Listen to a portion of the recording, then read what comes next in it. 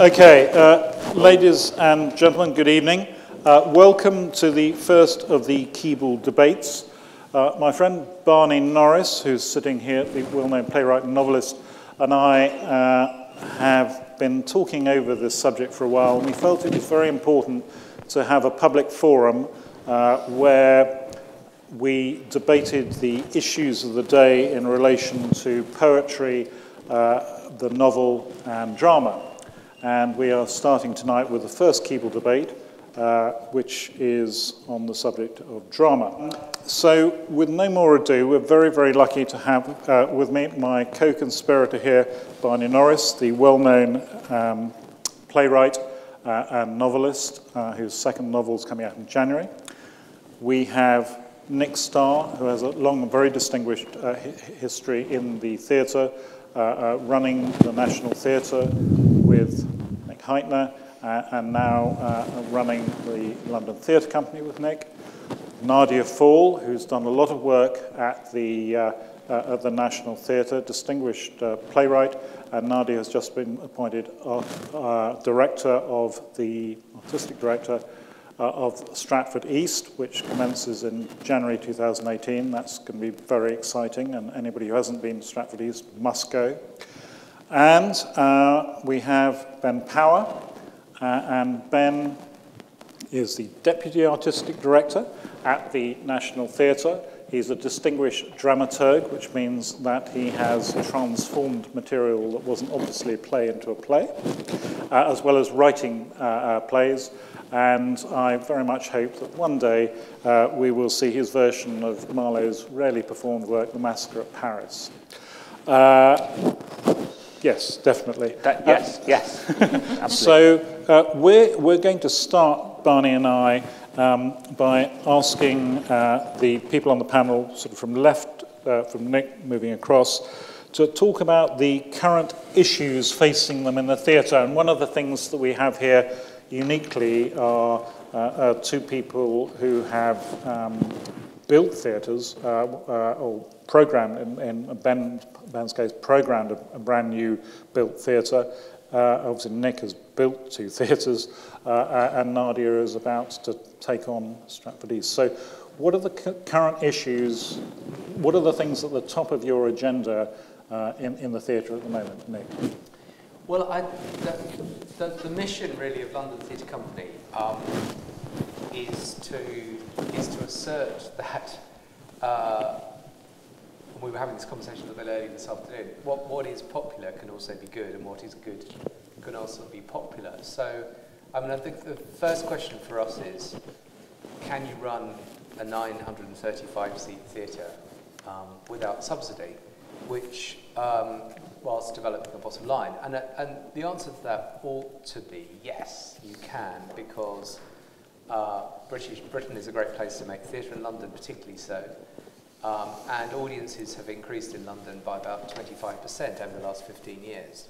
However, the commercial theatre in London has surfed that increase by raising ticket prices, denying people like Barney and Ben and Nadia their fair share of royalty payments, and increasing bizarre and exotic charges like restoration levies and various ticketing charges. So we are really, Nick and I are engaged in doing a kind of reset back to what it would be like if you could connect the audience together with playwrights, actors, directors and designers, and create a space where it's possible to take more risk in, albeit a commercial setting, one which doesn't have to have premeditated through the title or the actors in it, that a certain number of people will come. So I suppose what is most top of mind for me is this an experiment which will work? And we've been opened a month, and I'll get back to you with the answer to that question. Great. Mine's a kind of personal response. I mean, I'm a theatre maker, theatre director, and up until 6 weeks ago only had to worry about the thing in front of me, the play that I was working on, and looking at it forensically. and for 6 weeks I've been artistic director of Theatre Royal Stratford East, and have to think of a season and have to think of the building. And so for me, it's about that transition personally and about putting this glorious, glorious historic theatre back on the map, really. So that's top of my to-do list, if that's a thing. Yeah. Ben? Well, I suppose, speaking for the National, the question really is, what does a National Theatre look like, feel like in, we're about to be in 2018, what should it feel like? The national theatres that have been founded in this century, the National Theatres of Scotland and Wales, have not been building-based. They've been nomadic, free-ranging organisations. And the National Theatre of Great Britain, the theatre I work for, is situated on the South Bank in London in a large, impressive, intimidating concrete building. It's 3 auditoria, 3 large auditoria. Nick's theatre is big. The Olivier at the National is even bigger. The Littleton's 900 seats. Even the Dorfman, the smallest of the National Theatre's auditoria, is 400 seats, one of the largest subsidised spaces in London. How do we fill those spaces and keep the National Theatre building on the South Bank the centre of excellence in world theatre that it was when Nick was there, that it was before Nick under Peter Hall and Richard Eyre and Trevor Nunn?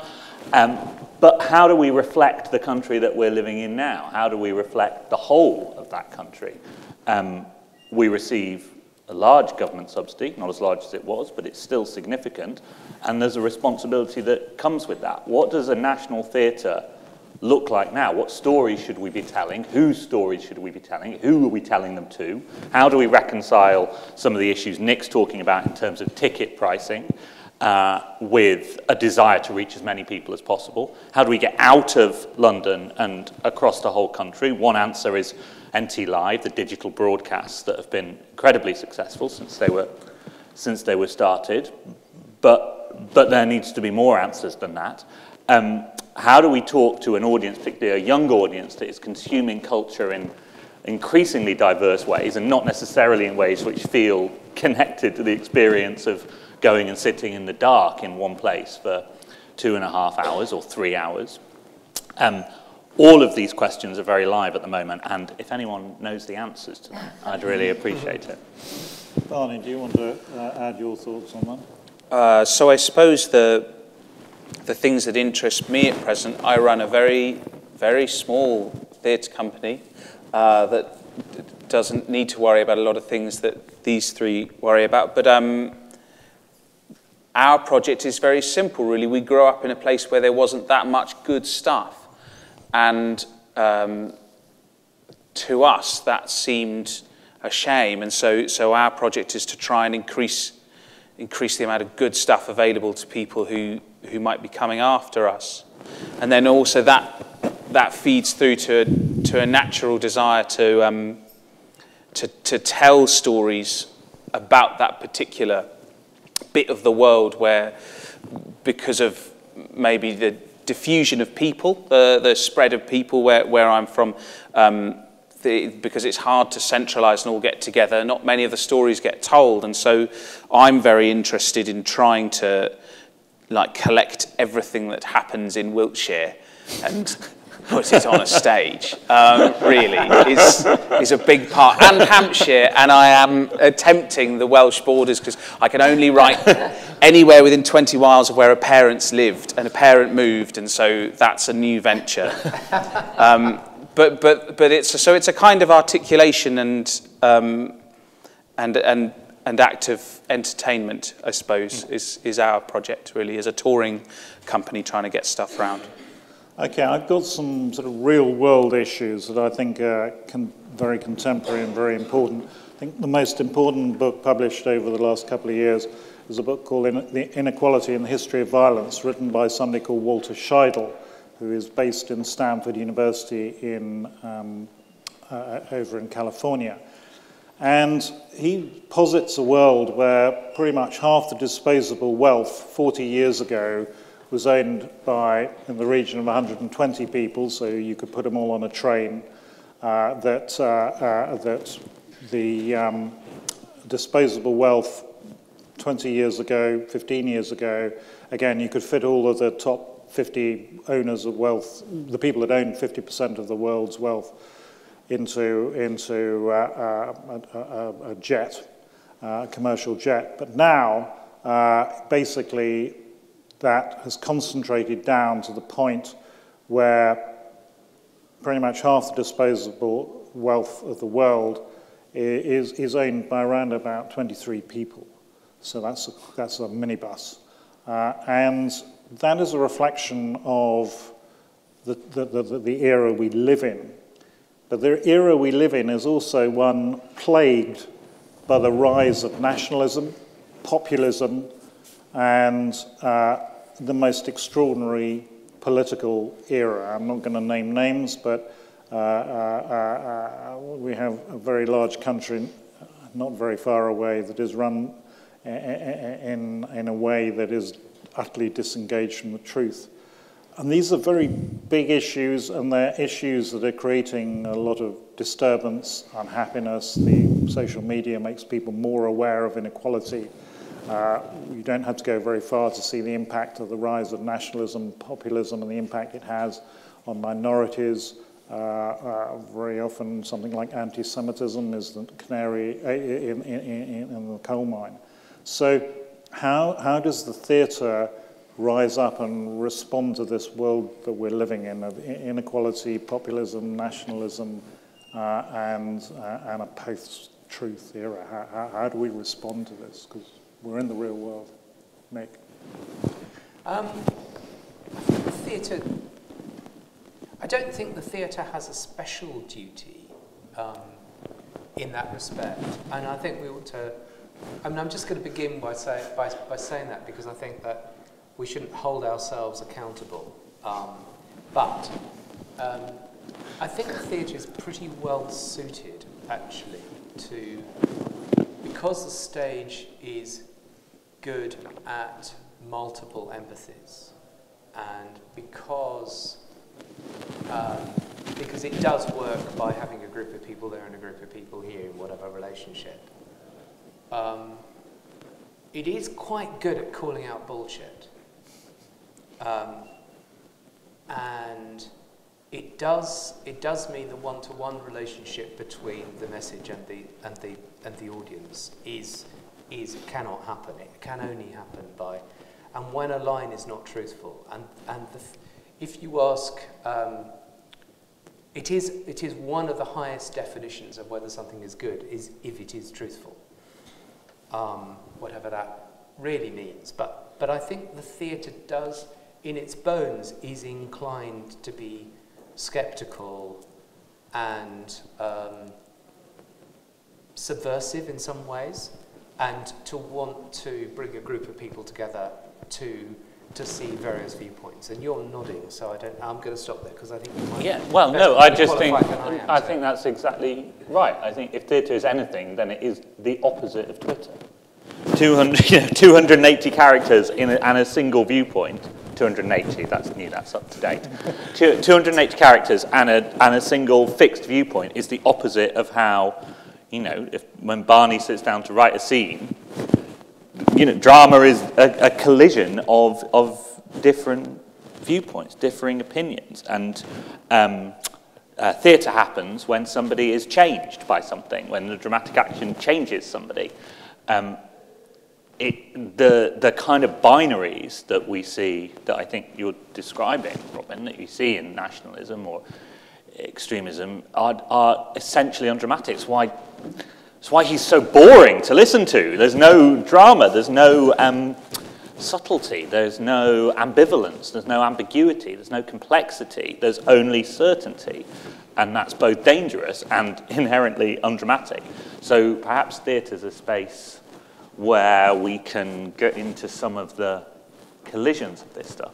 I think we need theatre. I think we need theatre for our well-being. It's a way we digest the world we live in. I think it's extremely powerful in a way that film cannot be, that we can sit in a room with people that are of all races and different parts of society and watch a piece of theatre, and there's some kind of osmosis that happens. And I do think we have a responsibility, actually, because certainly in subsidised theatre and just as human beings, I think we have a responsibility in programming, in who's telling the stories, because if stories are repeated only from one point of view all the time, we see that repetition as truth. It becomes normalised.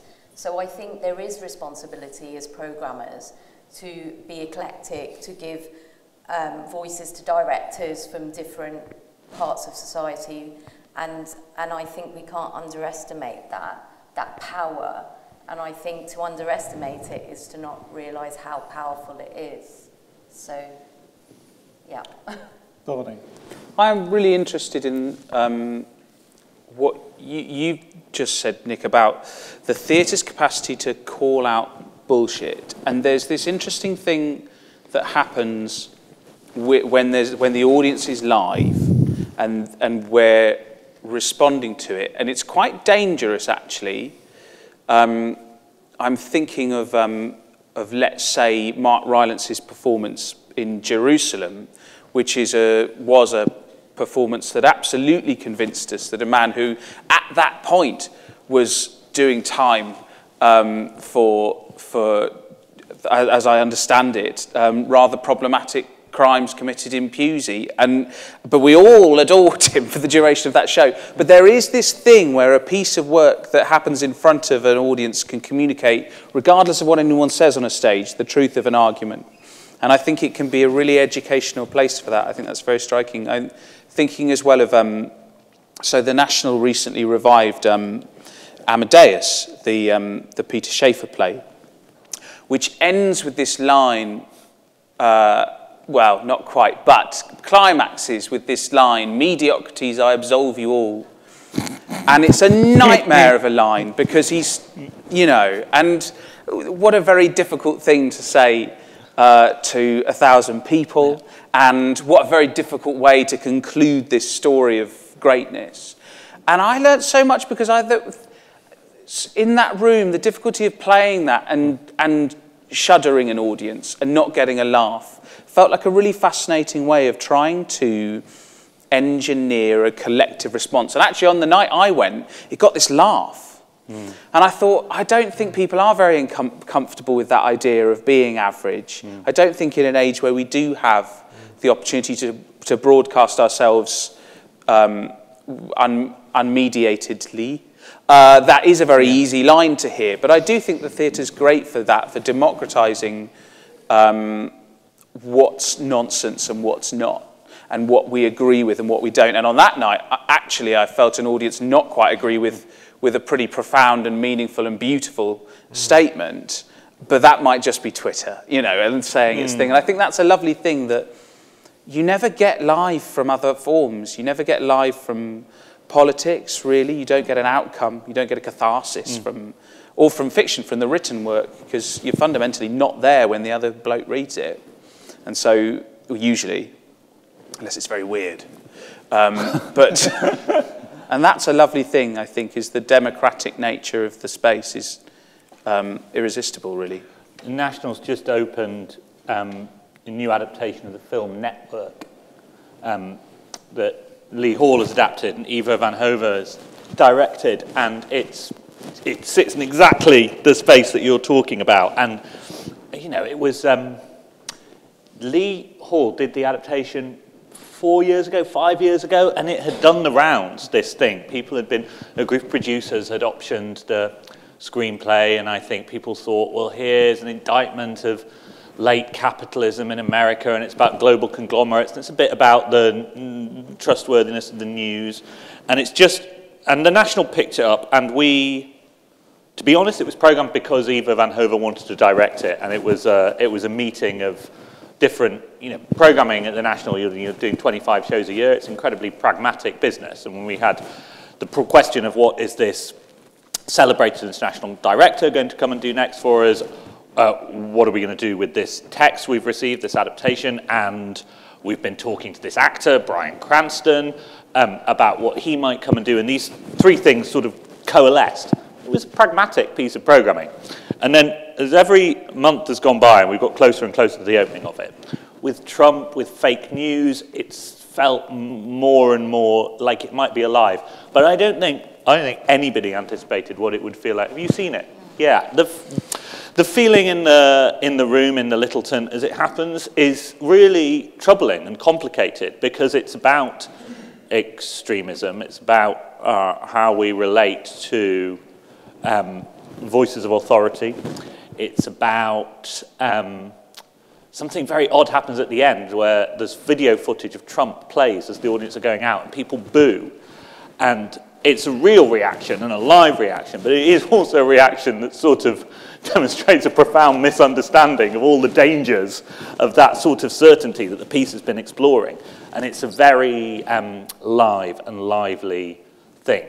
And those, you know, that sort of, that liveness that you're describing, whether it's coming from an audience watching a 30-year-old play like Amadeus and the Olivier, or in a new work like that, is the whole opportunity of it, really. So, for the people on the panel that write, when you're next sitting down to write a play, do you think you might be choosing a subject matter or treating a subject in a way that reflected your concerns about society? I mean, I don't, from my point of view, I don't think there's any shame in that. I think a good understanding of King Lear is not incomplete without understanding that many of the people that watched its grandparents were caught up in the Wars of the Roses when a kingdom was effectively divided. So, you know, I don't think there's any shame in looking through the lens of contemporary events at plays when they're written. Nadia. I don't consider myself a writer, really. I mean, I've done a verbatim play, which was, I would say, 70% absolutely word for word verbatim, and it was an editing and distilling job, and 30% was written from my imagination or observation. For me, it was about my background in a former life was working with many marginalised communities, young people in prisons, pupil referral units and mental health settings and all sorts of things. And so with that background, it was after the London riots with the shooting of Mark Duggan, I thought, God, young people are being represented as almost feral creatures, and I don't agree with this. And I just felt with a friend that I wanted to tell a story that was really truthful about young people in their own words, hence the verbatim. And yes, so it was an emotional and a political act, and I thought that I could make a meaningful piece of theatre, and my friend thought she could use the raw data to affect policy change around housing and young people. So yes, sorry, I've forgotten the question, but also the second piece that I was commissioned to do for the National Theatre that was supposed to be on now, but we've just parked it for a while because I've got this new job, it was made in a similar way. So it was with a sort of political and emotional hat on, and I don't think, you know, none of us live in a vacuum, so everything is political to some degree, even if we think it's a very personal story. So that's my experience anyway. Ben? Yeah, I was just going to embarrass Nadia by saying I think she's being a little bit overly modest about her the level of political engagement that she has as an artist and the way she makes those choices, and the choices are really engaged with the world more than almost anyone I can think of. She's extremely alive to what those questions are. But for me, I mean, I tend to work on existing texts and the adaptation of existing texts. So in a sense, I can slightly shirk responsibility. But it's, I mean, I think there are two questions. There's a responsibility as an artist or a writer, and there's a responsibility as producers. Yeah. So, you know, as producers, which we all are, I think there's absolutely a responsibility to be looking for those questions and engaging directly with that stuff. For the artist, what's the responsibility? I don't know, Barney, what do you feel when you start something new, your responsibility is. Well, I always start by going, I'm very glad you raised verbatim, because I think that's my process, is normally starting either systematically or non-systematically and going around some village and trying to get a good joke, and then you've got 1 minute's material, and then you get, and I think at some level, my job, writing things, is to try and collect stuff people think into a document that other people will encounter. And that process of filtering means you have to do two things. You have to work really hard at getting good at shaping it into something people will want. And then also you have to get out around the houses and be listening to people and be talking to people. And so in that sense, I think so much theatre writing has at its roots a kind of verbatim theatre approach, which is, so verbatim theatre is the concept of collating a diaspora of perspectives into what is often a direct address piece, where people who have been interviewed by an artist and offered a set of views, or not by a researcher, are then edited together to say something meaningful. So that, for me, was why I got interested in theatre, was watching, let's say, Talking for Terrorists, or reading, I didn't get to see The Permanent Way, but that play, which... That's great, I've made that play, yeah. Nuts play. And absolutely what people, I think, ought to be doing when growing work. And I was going to mention The Permanent Way, because that, I think that was an idea that came to, it was out of joint, wasn't it? And it came to David Hare. Actually, I had a pedantic problem with that play, which was the statistical basis for the play was untrue. yeah. And I had this conversation with Nick Heitner, who basically said, "You're very, very dull, worrying about things like that." What was the statistical basis for the play? It worried me, because the play relied on there being an increase in railway accidents, railway fatalities, and it happened to be that that wasn't the case. But it was very, very effective. It was very, very effective. I had a similar problem when Lee Hall, you mentioned Lee Hall, his very good and moving play, Pitman Painters, has a very, very passionate defence of Clause 4, talking to an audience, going, absolutely, there's no one in that audience, very, very few people in that audience who would have actually made a case for Clause 4.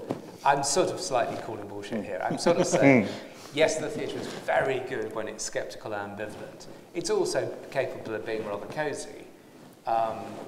And I'm thinking also that we felt, this is Nick Heitner and I, when we were running the National Theatre, I think this was before your time actually, Ben, wasn't it? That there should be a play on the stages about the financial crisis. And so we rushed a play that it was kind of good. It was good. It was David Hare, it was verbatim. Yes. The Power of Yes. I mean, it was absolutely went from here to there and stopped. I don't think anyone's ever going to revive that play. And that's okay. He was very cross when we didn't revive Stuff Happens. Yeah. That again was a play that spoke of its moment. And I think he's just on the edge of being revivable. Yeah, Indeed. absolutely. But I guess where I'm going with this is that Ben, you made the distinction between being a writer and a producer. Well, I'm not a writer, but as a producer, I know that there is an instinct sometimes to say, we need a play on our stage about X. Yeah. And that's sometimes not, that's too direct a causative link. Absolutely. That actually sometimes that's not how it works, and that maybe it goes via what writers are interested in. And we could, all of us, I'm sure, think of examples of plays that have been absolutely the right play for the right moment, except they weren't very good. Yeah. And that's hard. Yeah, That's I mean, hard. it's really hard without perspective, I think. That's the thing with political responses. Yeah. But I think verbatim can be a good solution. If you want to make cheap, fast sort of documentary theatre in the Nicholas Kent kind of way, can be a really good way of getting to grips with a question or whatever. But I remember at university writing a paper completely against verbatim theatre and saying it was stealing real people's stories and it was a terrible shame and it wasn't real writing, and now I am making verbatim theatre. So, That's good. I think flexibility is an important part of the artistic armoury. Nick, you have this house, which on the face of it was a play set in 70s politics coming to the National Theatre. How did you see that playing out? Because in a way, that's kind of the history of politics, and now with the benefit of all that hindsight, one could sort of unpack it a different way. But how did you sell yourself into producing this house? Great play. Yeah, great play. Hindsight is only helpful here if one chucks away any sense that it was a wise decision, except than James Graham come up in various routes, and partly through the Bush. Nick had seen his work at the Bush. Howard Davis, the late R.I.P., we're very sad that Howard Davis died recently-ish. Howard Davis had directed Nick to go and see that work at the Bush. Nick invited James Graham to come in for a meeting. Rather to his surprise, that is what James Graham, aged 28, I think.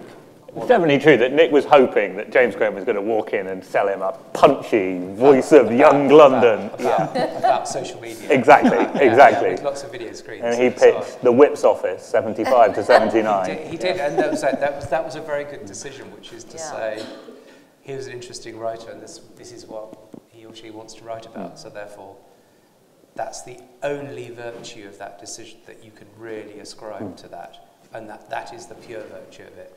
It was a good judgment.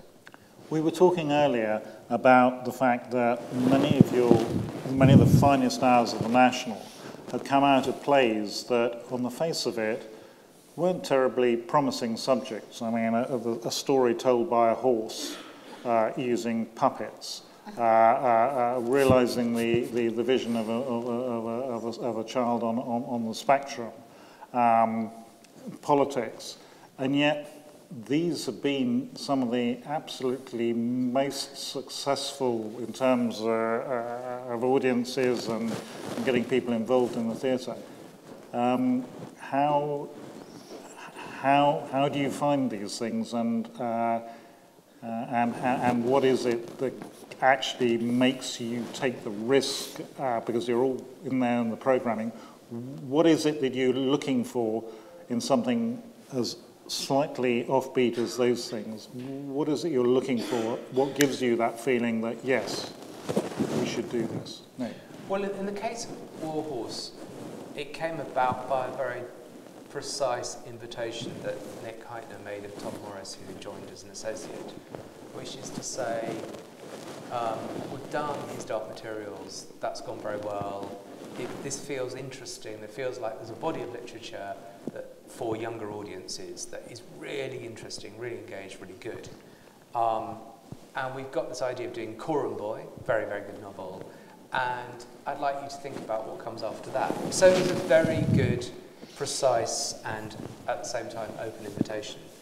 And I suppose that's probably, if you can ask precise, simple, open questions, which are also very open, then you are more likely to get something which takes you by surprise. I know very, very little about the film or television world, but I do know that they possess many more gatekeepers on the way, and I do understand that writers have the greatest difficulty moving their projects through the gatekeepers. And I think one of the things you can strive to do is to say, here's James Graham, he seems very good, and this is what he's passionate about, or here's Tom Morris or whatever, and make a fairly simple judgment based on what you know about them, what you know about their work, what you know about their taste, and what you know about whether you think they're really excited by this project, and then do it. Nadia. I think it's about getting the right people in the room as well. I mean, with Warhorse and Curious Incident, you had Marion Elliott at the heart of both of those plays, and I think she's an incredible director. So I think, yes, you have to spot the story or the writer, but really it's about bringing it to life and breathing life into it. And so when Ben is programming, he's not just thinking about play titles, or writers, he's thinking about the director, or the leading actor, or the choreographer, and it's about creating that perfect storm as best as you can, because the rest is, you just don't know, I don't think. Yeah, and I think what Warhorse and Curious Incident, The Dog in the Nighttime, particularly are the shining examples of, is the multidisciplinary, collaborative theatre, still with a writer at its heart, Simon Stevens in the case of Curious Incident, Michael Morpurgo and Nick Stafford, and directors at its heart, but with, the success of War Horse is unthinkable without handspring puppetry. The success of Curious Incident, unthinkable without Bunny Christie's design, Finn Ross's video design, the movement, the choreography that was sewn into every second of that show. And one of the things that the National has, and the National Theatre Studio is a development laboratory where stuff can be cooked. And I mean, I wasn't there, Nick, you were, but the years of War Horse workshops where the idea wasn't there and it didn't work. You can watch video of them. There are actors running around with cardboard boxes on their heads, and it's the worst thing you've ever seen. But you do it like that, and then you do it again, and you refine it, and then sometime in the third one, people bring in bamboo, and you start to see, we open on Friday night, we've got the first preview of Pinocchio, which has been made by another team of collaborators, John Tiffany, Stephen Hoggart, Martin Lowe, the musical director, who's taken these little fragments of melody from the soundtrack to the Disney film and created essentially a full musical. Bob Crowley, a very experienced designer. Toby Ollie, who learnt how to direct puppets and make puppets on War Horse and is now puppetry director for this new show. 3 years ago, that was actors sitting on chairs and no one had a clue how to stage this show with a puppet at its heart. Different kind of challenge to the challenge of War Horse. And it opens on Friday, and we'll see. But it's been cooked, and it's failed and failed and failed, and then you start to see a version of it which might succeed. And having the time and resource, I mean, that's the great privilege of the National. It's not even failure, it's just a process. Like, it's not automatic. Those great, unique ideas have to go through a process, and I think if there's one thing as an artist you could buy is time. Time to go through the failure, if you want to call it failure, or the process, in order to make something that's unique. And some things in this country we do really well fast, the theatre process, compared to Europe or whatever. But there's some things that just need time to cook, and you'll never get a War Horse or a Pinocchio without that time. Barney, as a writer, young writer, are you given enough time to cook? Yeah, I get left alone. I'm very new to not having to sell a kidney to get a show on. So it's kind of been much more a process of scrabbling around and getting a play together and then going around. So the world of workshops and things. I actually find workshops can be quite damaging. Depending on the sort of work you're making, really, if you haven't got an idea yet, that's the thing, is when it all falls apart and you think, oh no, there isn't a thing here I really would stake my, well, now everyone's sacked me, so that's terrible, that happens, I think, and is difficult, but I think in terms of time, it's lovely because you can build in, plays take a certain amount of time to put on. And so you have these little islands of time. We go, right, I could write a new one now because they've said they'll do it, but it hasn't started rehearsal yet. And that's kind of how I work anyway. And I think it's worth saying that development processes are good at killing things as well. That's right. A good idea that won't go away can be got rid of after a week in the studio, the National Theatre Studio. I remember Nick had thought Offenbach might be good on the stage at the National Theatre. Turned out, no, very bad idea. So and that cost only a week with a few actors and singers, but would have cost £500,000 and 100 performances. So I think it's worth saying it's good at finding out what you don't want to do. Yeah. And what about, we had a period where perhaps it was actor-led theatre, then maybe director-led theatre. Is this an age where the writer might go more centre stage? Would we like that? Well, writers are hugely in demand. They are. Absolutely. They are. Media beyond the theatre. So we're learning Poetry. Poetry. That's where the golden Hill, yeah. Barney. It wasn't long ago that that writers who wrote plays of more than X characters had no chance of getting them on if either the National Theatre or a C didn't want to do that. That's it, really. My goodness, that turned around. So we're all enthralled to writers. Interesting, because now in America, there is more money sunk into developing video games than is spent on developing television and film put together. So, you know, when Ben was talking earlier about new media, if you want to see a rock star type lifestyle, then go be a successful games developer in California, because people will come to you with amazing money and offers. And indeed, we know the names of very illustrious playwrights who do work in video games. That's right, because what they discovered is that the only thing they weren't doing was proper narrative at the heart. They had all this technology, all this extraordinary design, and the ability to tell long, multi-stranded stories, but nobody who really understood narrative. And the involvement of writers in that industry is one of the big revolutions there, I think, in the last 5 years.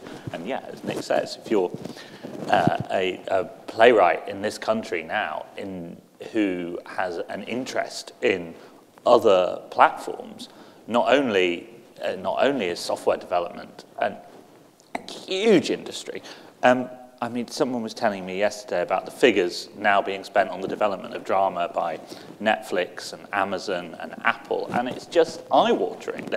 Apple are going to release 80 movies next year. That's 80. That's actually, I've got a question. Can I have a question? Yeah. I think you would know the answer to this. Is it real? What, the money? Can it possibly be sustainable, or is it zero sum? No, this is a total content war, and there are two ways that people are looking at this. So you've got Facebook, Amazon, Google, and Netflix, and they're all looking at ways of getting effectively the last mile. So there's a hell of a lot of money being spent on both audio-visual and so augmented reality as well as VR. And they've latched onto this idea that the way of getting their headset onto you is through content. And you're going to see all of these people releasing better and better headsets, VR, AR headsets. And it's that last bit that they want to own going up to the consumer. And content is the war. And this is very real money. You know, there are some enormous players out there. I mean, the Chinese with Tencent, it's now a company that's larger than Google in terms of its market capitalization, and they've all realized two things: that they need to have the headset, and I think, you know, even Apple have now said that the next generation of communication devices will be a headset. It won't be a physical phone, so you'll be wearing it. And these are very big issues. And you know, I'm sitting down with Apple management on Thursday afternoon, and these people have a very clear plan, but they have absolutely no social responsibility. So they take no responsibility for anything that comes down the pipes by way of social media. They wash their hands of it. They're not prepared to take a part in editing it in any way, shape, or form. They see themselves as beyond that. And the way that the net is being disbanded at the moment means it's quite likely that a lot of service providers on the net are now going to be able to slow down, but not block, but slow down your ability to link into certain websites and give preferential treatment to other people. Wow. So you know, we're moving into a world where these very large companies, owned in most cases by one or two or perhaps three individuals, are going to exert massive control over our life with very little tax being paid, with very little control over them, and some incredibly wealthy people with very strong agendas behind it. And I personally find that really quite quite scary. And I think we're moving towards that very, very quickly. So, yeah, you know, I have serious ethical issues about what these people are doing. And they're not even answerable to their investors. I mean, you get one meeting a year over the wires with Google. You can't go and see them. I've been told if I turn up on their campus, I'll be removed. You know, and I've been investing in them since, you know, for 15 years. That they have a very specific agenda, and they are executing, and they are really responsible to no one.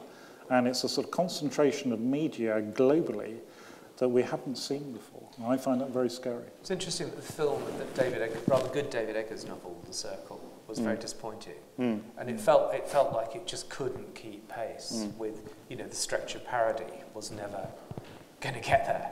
That it's a subject which keeps on running away from you, isn't it? Yeah, no, it really is, and I think, you know, the getting your hands on the getting in front of these people, you know, they're very remote, and they have very hidden agendas, and this becomes very difficult, I think, because, you know, it's quite a solipsistic world we've entered into, with sort of, you know, people spending half their times looking at their phones, interrupting their sleep patterns, and obsessed by social media. And if you then kind of enclose them into a headset, even if, you know, there are glasses you can see through and you can project it, this is a very solitary world, isn't it? It does sound really scary, but VR is something from an artistic point of view that the National Theatre are looking at, because they realise that theatre could actually really affect content and, you know, move faster than the film industry in a way. So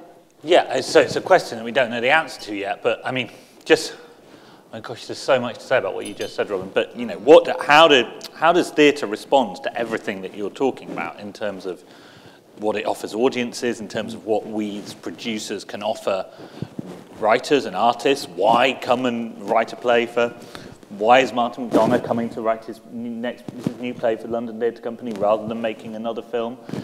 These are, rather than doing the narrative for a video game, these are the questions that we're asking. Yet the National is has invested a lot in exploring how VR and AR can intersect with live performance. What's the moment when, what does it feel like when 300 people in a room watching one thing put on headsets and have 300 separate experiences and then take those headsets off again and go back to having one? We don't know the answer yet. It feels like, you know, it's technology that's talking to some of the same things about experience and subjective experience as an individual versus a group, that the work of a company like Punch Drunk was doing when they first broke out 10, 12 years ago in terms of the live experience. And it's how do we utilize these technologies to change narrative, to change what we mean by the individual's experience of narrative versus the collective experience of narrative. These are very live issues, and it's, you know, it's incredibly exciting to watch theatre artists, to watch Ray Smith as the designer of Warhorse. We were talking about it earlier, and she's, you know, whenever she's got a free moment, whenever she's not designing a play, she's down at the National Theatre studio wearing a headset, painting and designing these sets in an artificial reality. And I mean, who knows how that's in the end going to intersect with the hard, corporeal, you know, reality of her work to date. But it will, and it will in a way that we can't imagine yet. Well, it's happening in the little cafe we have in front of Theatre Royal Stratford East. That we have sort of performance theatre where and this young company have these VR headsets, and they sit you in a bed and they take you on this sort of immersive individual experience. I mean, it's happening with young theatre makers already. It happens in Edinburgh, so this is sort of happening naturally. Whether it will take over from traditional theatre is, I'm sure, going to happen one day, but maybe it augments it. I mean, when I first started sponsoring the National Theatre, the first play I did was Over the Cat and the Hat, and we realised very quickly that we couldn't get enough children to see it, so I had it filmed, and then we sent out a whole load of DVDs to schools around the country to try and sort of get that thing from, you know, the 5,000 people who could see it across to the, I don't know, 500,000 people who wanted to see it. And schools seemed to be the outlet, and sending DVDs was the route. But now we've gone way beyond that, and obviously you inaugurated the filming. But I kind of think now with VR, we've got the capability. And there's a company down the road at Oxford Sciences Innovations, you know, started in Oxford, where you can put a headset on, immerse somebody into a body. And it seems to me the next step is that we go and actually transmit live from the theatre, and somebody's sitting with a headset on their couch in the Cowley Road, and they're live in the theatre. You know, they're getting that live in the theatre experience. It's very Black Mirror. It's strange, isn't it? But in a way, perhaps if if you can only over the run of a theatre fit 10,000 people to see a play, maybe that's the way. You know, film was the way, but maybe now we have to adapt. I don't know. Do you feel comfortable with that, Nick? I feel. Yeah. I'm sort of. There was a great deal of scepticism about NT Live, but the technology had arrived at the moment where I think that was the right answer. The cameras and lighting could be natural enough, and makeup could be natural enough for it to be a way of capturing the live performance. But I think the generation before that had been entirely against it. Just thought there was something absolutely the reverse of theatre of doing that. And I think that it wasn't pretending to be theatre, it was pretending to be. It was just saying, this might be an alternative way of seeing it if you can't get there. Actually, it has some bonuses because it's easier to hear, it's more comfortable, it's cheaper, and it's on a really big screen. So I did think that actually sometimes it's better than being in the theatre itself. I don't know. I think NT Live's great. I think the first, nobody knew if it was going to work, and I was the assistant director on Nick Heitner's Phaedra, which I think was the first NT Live, and everyone was, all the actors were really, really nervous. You know, do they act for screen? Do they act for theatre? But it was actually brilliant, and I think it's never going to be a replacement for theatre because there's something elemental that happens in a space where we're breathing the same air. And all of this stuff is great and exciting, but it feels like the VR thing is very slightly narcissistic and like an individual, like an adult ghost train, and there's something about that which is interesting, and I think there's lots of room for artists to explore, but it's not going to, you know, that Greek sitting in the theatre and breathing the same air. And I think even putting mics on actors, I mean, I'm going to sound really old-fashioned here because I use mics in loads of shows, but putting mics on actors, or putting, one of my favourite shows from last year was Yerma at the Young Vic, the adaptation, but which I loved, utterly loved, but it was in a glass box which looked great. But I just think that degree of separation of being mic'd and having a glass box stopped some emotional connection, even though I loved it. And I think there's something about that air that we swap in a room that there's nothing like it. And I don't think we get the therapeutic, I'm going to sound like a hippie, but the therapeutic thing from theatre without swapping that air with each other. Ben, you're shaking your head. Yeah, no, I'm in complete agreement. I just think, you know, it's our responsibility at the moment to be really clear about what theatre is, about what the act of theatre is, and defend it and celebrate it and give it to audiences in a way which makes that case, makes the case that was, you know, says the thing that didn't need saying to an Athenian audience, that this is how else are we ever going to talk about ourselves? And that. Do you feel you need to defend it? Sometimes, yes. Yeah, I do. I think maybe defend is too strong, but certainly advocate. Certainly advocate and have to advocate quite. Because of the need for public subsidy. Because of the need for public subsidy. Because of. Well, I mean, which obviously I don't question. I mean, no, of course, no, but lots of people do, and because of Okay, all right. What I really think is that performance and speaking to audiences can happen in a whole variety of ways, and we can encounter story in a whole variety of ways, whether it's through headsets or through site-specific, immersive pieces of performance art that happen in shopping centres or town squares. What I feel the need to advocate for is slightly, keys into what I was trying to say at the beginning about what is a national theatre. In the end, the room where you come as a society to see yourself, have the mirror held up and talk back to yourself, that's the thing that I want to celebrate and advocate for. And I think it is increasingly precious, and the time we spend not looking at our screens in the dark as a community in that room is increasingly important. Barney. Gosh, I have nothing to add to that. I think that's very true. I mean, I think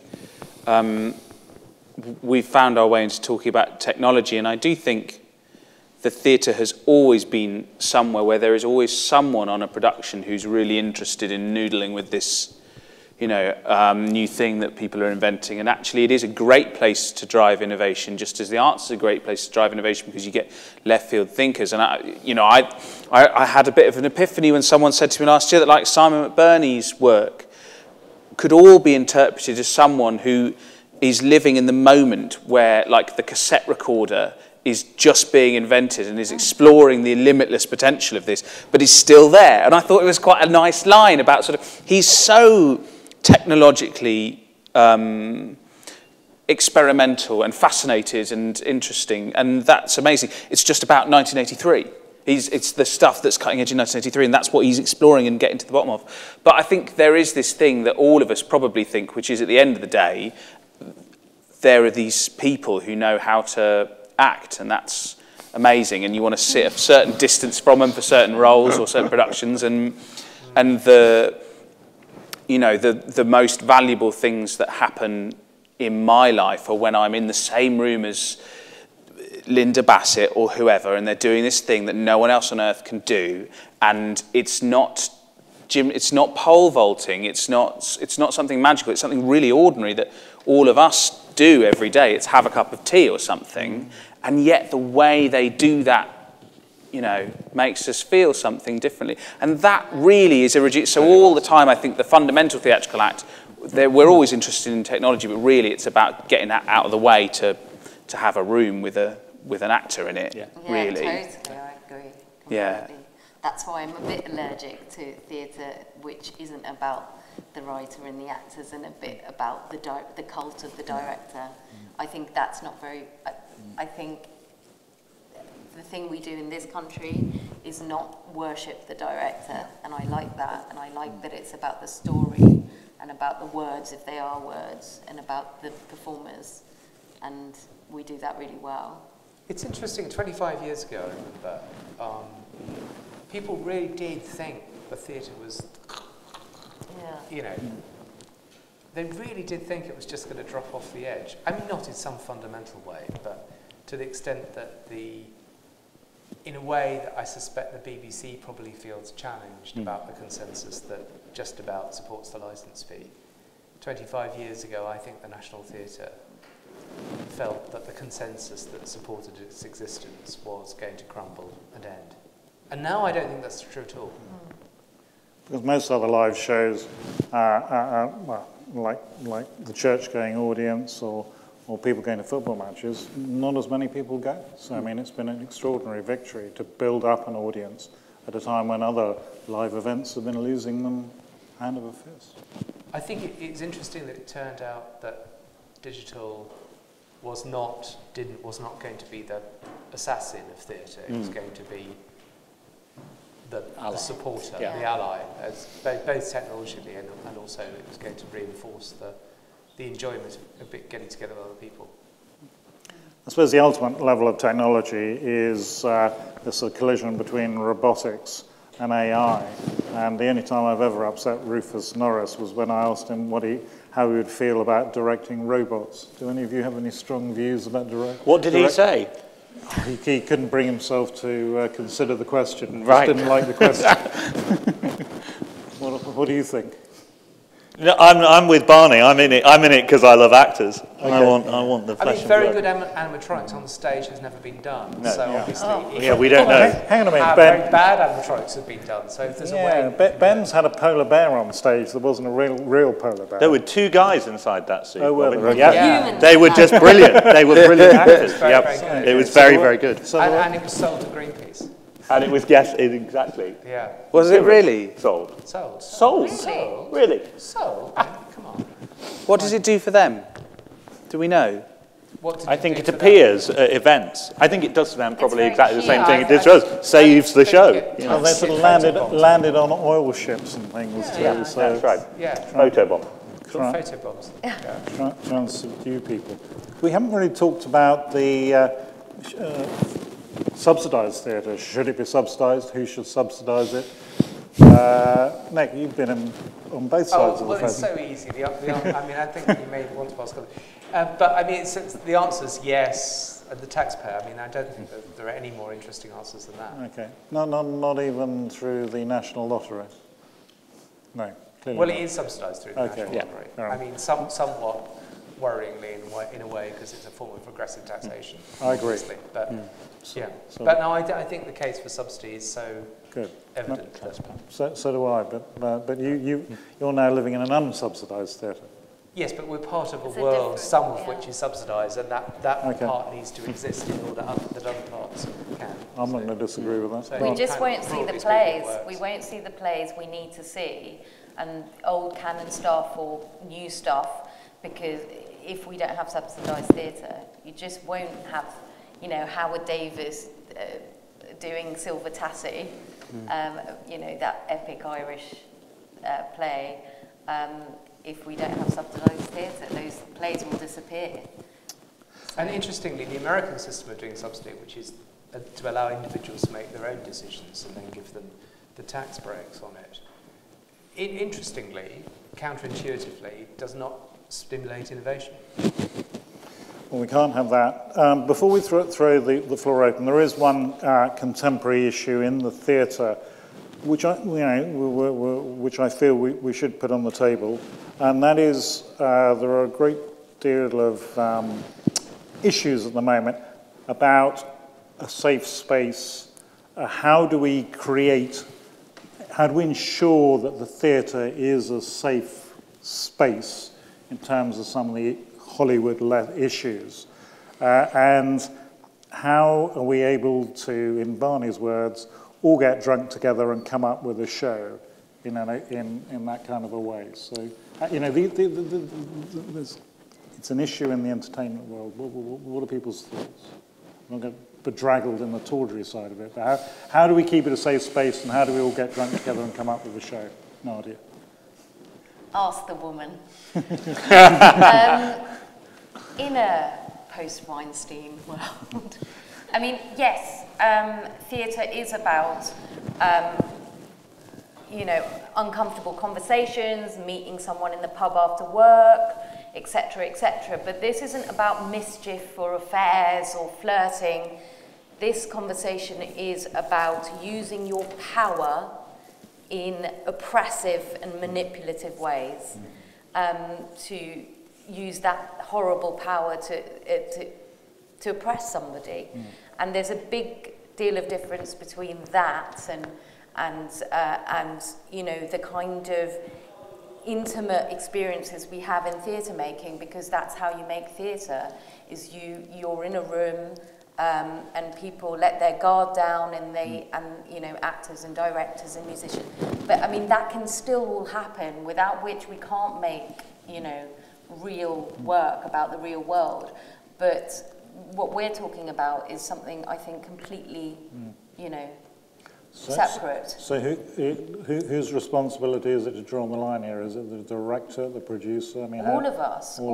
And I think the only way to deal with it is to talk about it, Yeah. and try and air it and try systematically to talk about, you know, it shouldn't be allowed in any workplace. Sure, no, and at the end of the day, this is, you know, it's also work.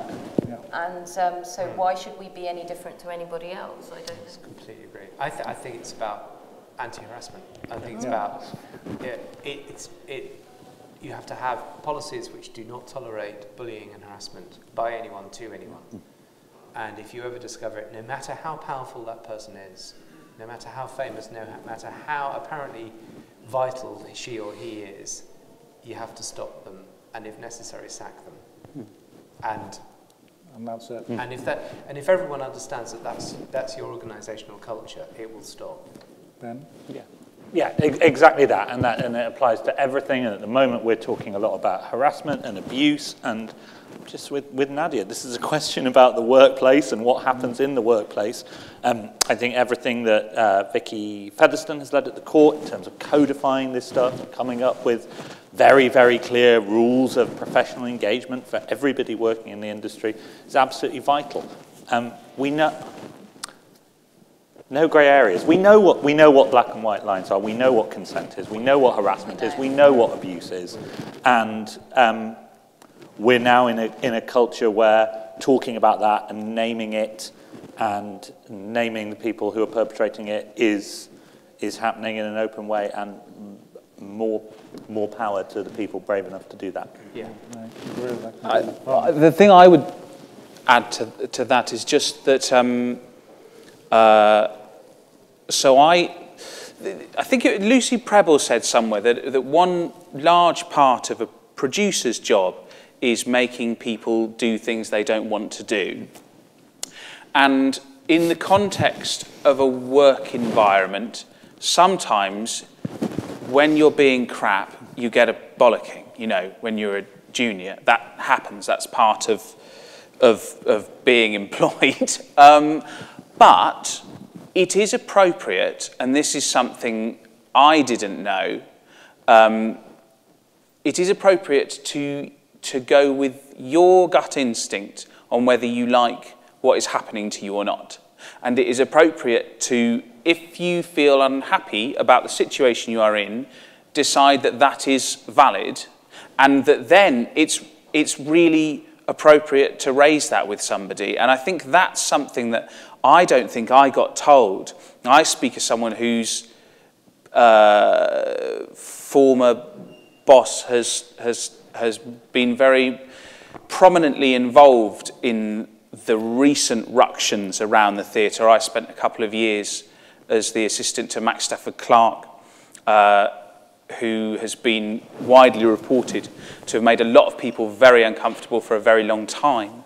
And of course, Max often told me off when I was late.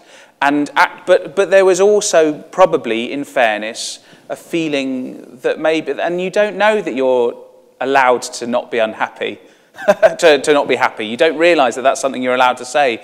Oh, I don't really like this sort of misery that we live in. Can we do something about it? Isn't something you necessarily feel in, because this was also a person whose generosity to me and whose work on stage was absolutely why I decided to commit my life to what I'm doing. And so, you know, it's not a clear set of questions.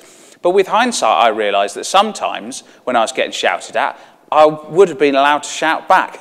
And that's interesting to know. And maybe an important thing, there's a sort of self-selecting thing here. If you've turned up to this talk, some of you are probably going to work in the theatre, and therefore some of you are going to be assistants. And those people are allowed to trust the gut and raise it. And it doesn't mean that you are traducing your boss either. That's just about respect, and that's all right. Yeah, but the problem is some people might be brave or not brave, that's putting a no, it is very brave to do it on it, but some people might say, oi, stop that, and some people might not feel they can, or, you know, because they're young or they've just started. And I think there's a difference between saying, you know, as a director, I do, you know, can I get a flat white please, and doing that, and I've done that for other people, and people do that, and being shouted at, And there's a different, you know, there's a line where you're putting your hand up someone's skirt. I mean, And I think it is always clear. And I think it is always clear. And there's our side to it as well. But just to, like, people who are going to be assistants, you're allowed to feel things, is all I mean, really. Absolutely. That, you know, yeah. And you've thought.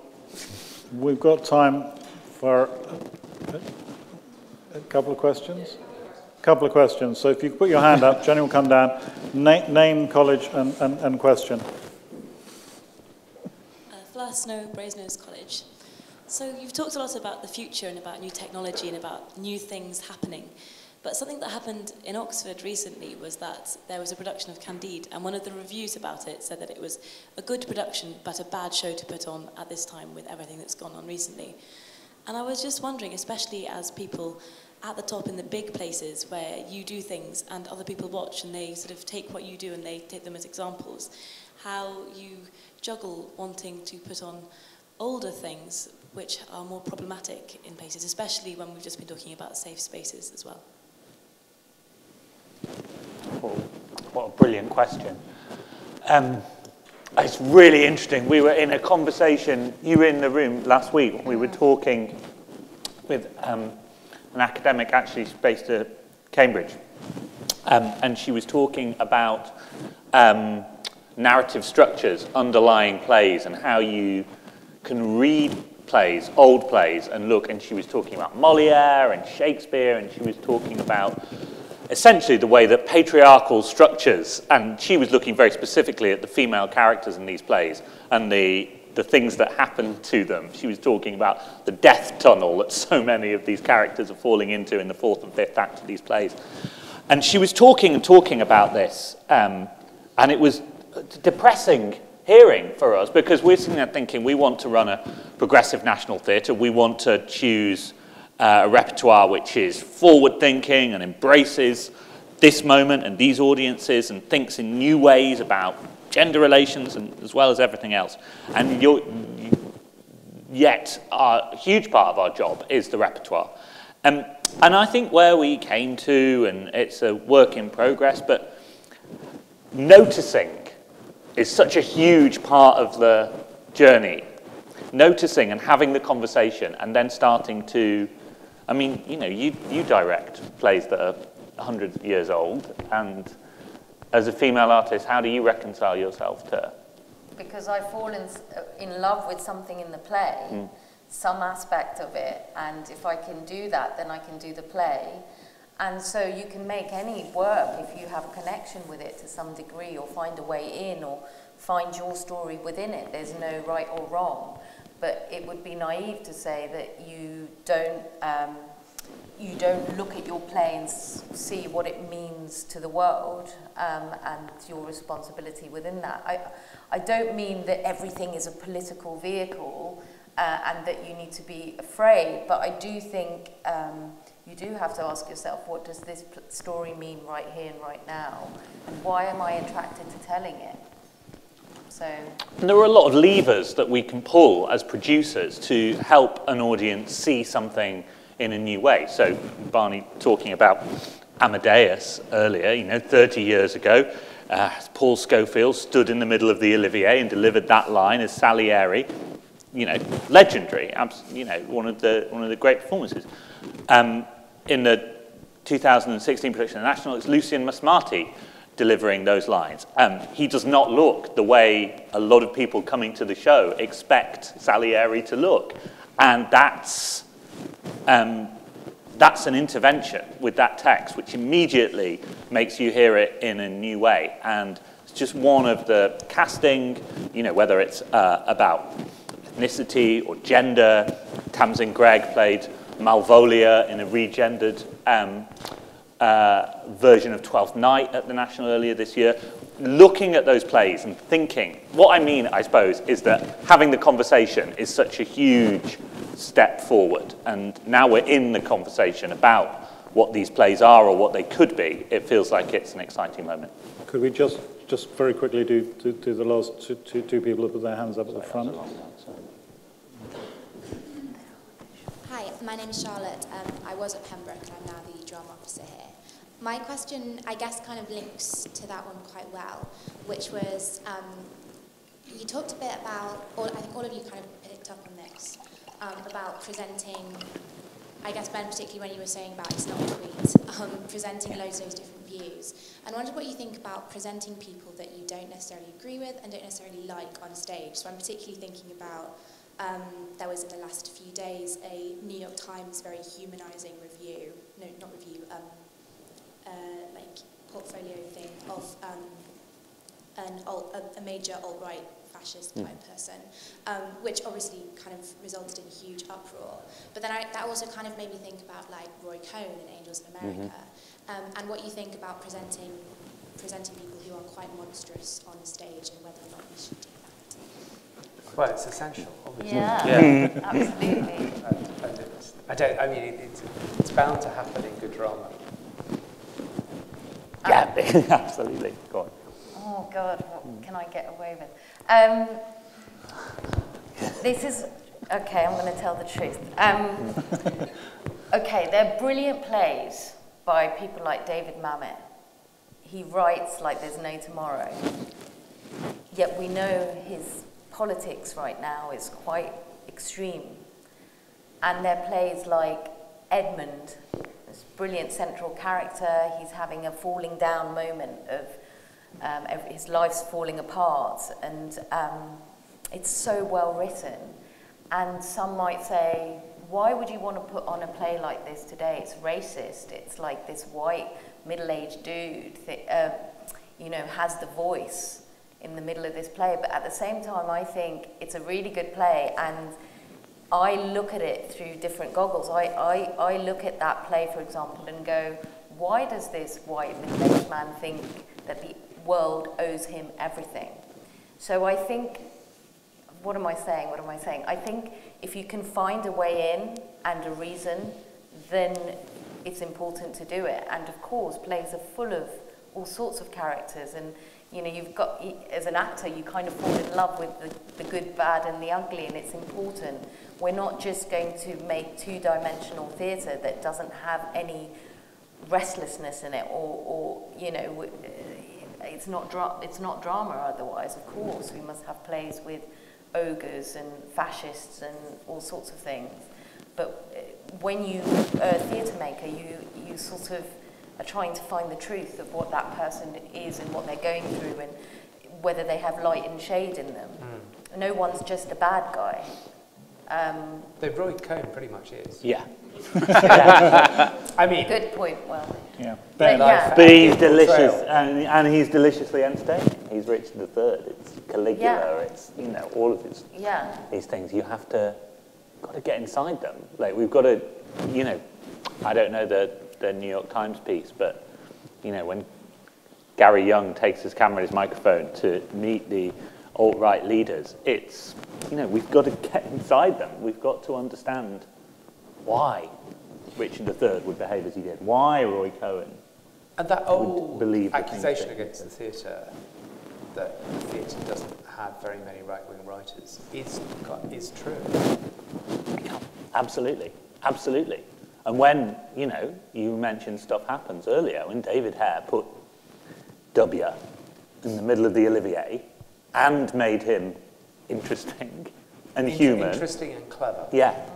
And Alex Jennings played him. Yeah. Suddenly, at the time, it's easy to forget now because we've got so many more immediate examples of bad presidency. But in that moment, that was extremely. It was an extremely provocative thing to do. It was interesting. Yeah. So we must carry on challenging. Can I thank everybody on the panel for coming to the inaugural Keble debate. It'll be up as a podcast, and I very much hope that we will see all of you back again on a future occasion. And on Thursday, the 8th of March, Barney and I will be back with a presentation on the novel. Thank you very much.